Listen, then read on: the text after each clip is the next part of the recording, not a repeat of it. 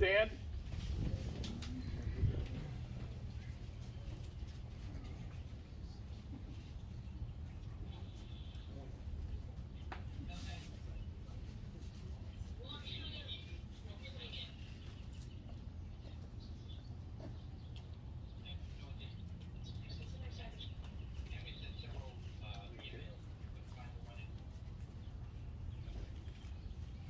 All right, please be seated. Ready? Yeah. Yes, we can. Okay. And you've got rings? Yes. All right. Dearly beloved, we're gathered here today in the sight of God and in the face of this company to join together this man and this woman in holy matrimony. Now, marriage is instituted by God. It's also a holy institution that Christ blessed with his presence at Cana of Galilee. Marriage is commended by St. Paul to be honorable among men, and so it's not by any to be entered into unadvisedly or lightly, but rather reverently, discreetly, soberly, and in the fear of God. Into this holy estate, Bill Carlo and Laura Weaver come to be joined in holy matrimony. Now, although this is their day, it's also a tribute to all of you, for knowing you and interacting with you has helped to make our bride and groom whom they needed to be, to find each other.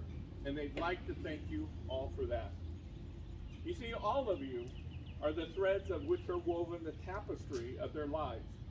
Each one of you is an important piece in the story that it tells.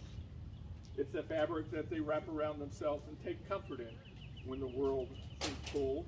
And on days like today, when everything's right in their world, that tapestry is proudly spread out and displayed for everyone to see, with all the glorious colors and textures that your diversity adds. Y'all hold a place in their hearts reserved for those that they've chosen to call family and friends, and they're deeply grateful for each and every one of you here today. The scriptures tell us in 1 Corinthians chapter 13, love suffers long and is kind. Love does not envy. Love does not parade itself. It's not puffed up, does not behave rudely, does not seek its own, and love is not provoked. It thinks no evil, does not rejoice in iniquity, but rejoices in the truth. Love bears all things, believes all things, and hopes all things. It also endures all things. So love never fails, but whether there are prophecies, they will fail. Whether there are tongues, they will cease. Whether there is knowledge, it will all vanish away. And the greatest of these is love. Now, in the heart of every human being is a powerful longing to have a meaningful relationship with at least one other person. This longing is being part of being human. Marriage is the one opportunity for sharing one's whole life with another person. Marriage can bring shared ecstasy, mutual satisfaction, well-being, joy, serenity, and peace. A modern word we use today is intimacy. Intimacy is closeness and unity, and it presupposes warmth, kindness, and love. The older words we use to love and cherish is simply the recognition that each spouse knows that he or she has considerable power to nourish or to starve the other's personality. To love and to cherish is the covenant commitment of accepting the mutual responsibility for doing all within your ability to meet the needs and wants of the other, your spouse. Now, that's not to say that you're responsible for making the other person happy, but when both of you do all that you can to provide interpersonal food that the other needs, happiness, at least in moments, is the inevitable outcome. Now, making marital commitment begins with a proposal, and Bill, you've asked, and she said yes, and then we have a ceremony. And in this ceremony, you make a lifelong vow, a promise to love and to commit to this one special person in marriage. So now we begin by making a vow and then exchanging a ring to symbolize this vow. So these are the lifelong vows that you're making to one another. Do you, Bill, take Laura as your wife?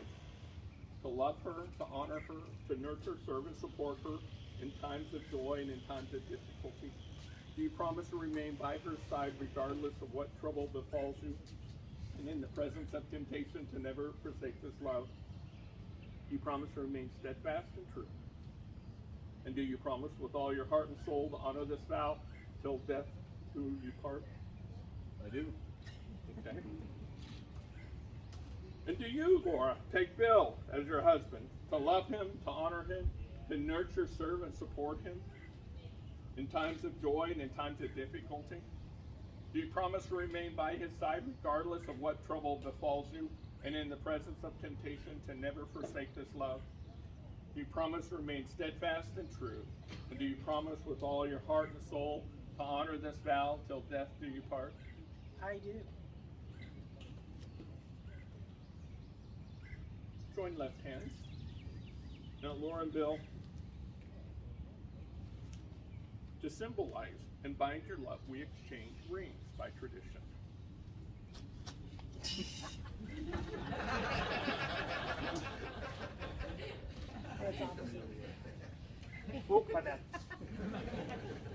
Now, the rings are made in a circle. The circle has long been the symbol of the spirit and power of God. The sky and earth, for example, are round. The wind in its greatest power whirls. The sun and moon, both round, come forth and go down again in a circle. Even the seasons form a great circle in their changing and always come back again to where they were, without beginning or end, and with no point of weakness. The circle is a reminder of the eternal quality of God and of unending strength. Let the seamless circle of these rings become the symbol of your endless love and unending faithfulness. Your rings also carry a potent double message. We're individuals and yet we belong. We're not alone. So as you wear them through time, they will reflect not only who you are, but also this glorious union that you're now creating. So, Bill, repeat after me. Laura. Repeat after me. Repeat after me. Laura. Laura, Okay. I give you this ring I give you this ring as a pledge of my love as a pledge of my love and the symbol of our unity. and a symbol of our unity. And bless, O Lord, this ring, that he who gives it, she who receives it, may abide in your peace and favor till life's end. Amen.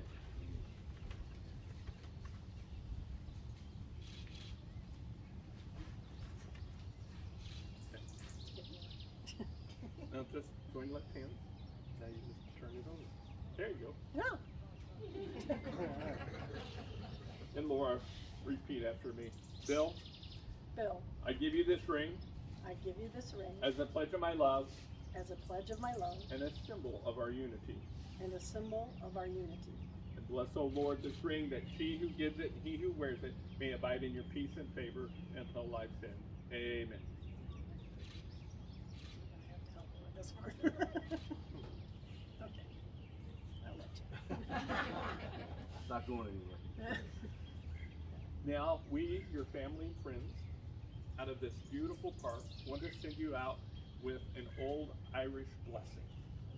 May the road rise to meet you. May the wind be always at your back. May the sun shine warm upon your face and the rain fall soft upon the fields. May the light of friendship guide your paths together. May the joy of living for one another trip a smile from your lips and a twinkle from your eye. And when eternity beckons at the end of a life heaped high with love, may you embrace each other with love and then celebrate your long life together.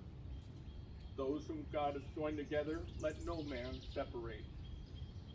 I now pronounce you husband and wife.